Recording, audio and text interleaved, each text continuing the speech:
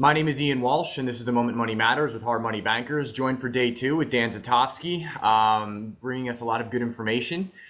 Yesterday, we asked Dan about what makes a good turnkey investment, as he's done a ton of them and seen what makes them succeed. And he also has his hand very substantially in large multi-unit projects. So, Dan, if I come to you and say, "Hey, I want a 100-unit, building," obviously probably not good to do that without research. What are just some very brief, high-level key components that people should be aware of when diving into a market with like 100 or?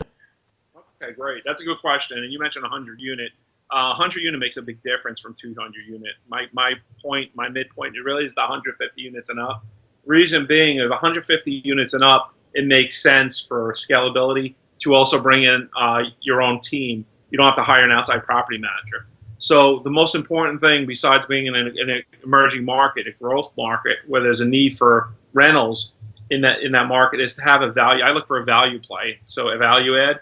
So I can get in and get a property that's maybe mismanaged, maybe it's rented on the market rents, that you can increase the net operating income on that market.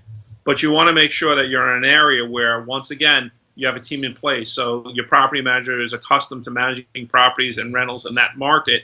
And you also have to have an exit strategy. You have to know what kind of building you want, how old you want it to be, what market you want to be in, what your exit strategy is, how you're going to raise money, and how you're going to finance that property. So being a value add buyer, we like to get into properties, like I said, that are mismanaged, that we can increase our net operating income, because every time you increase it about $1, your value goes up about $15. So, and we look for a 3 to 5 year exit strategy. So the number is really, for us, we like to be at 150 doors and up to make sense for us. We do take the smaller ones as well, but when we do the smaller ones, it probably doesn't make sense to bring our own team in there to do property management. So that's the difference between 150 up and 150 below. Very interesting. I don't own any 150 unit buildings, and I never would have thought of that, so I'm glad I asked.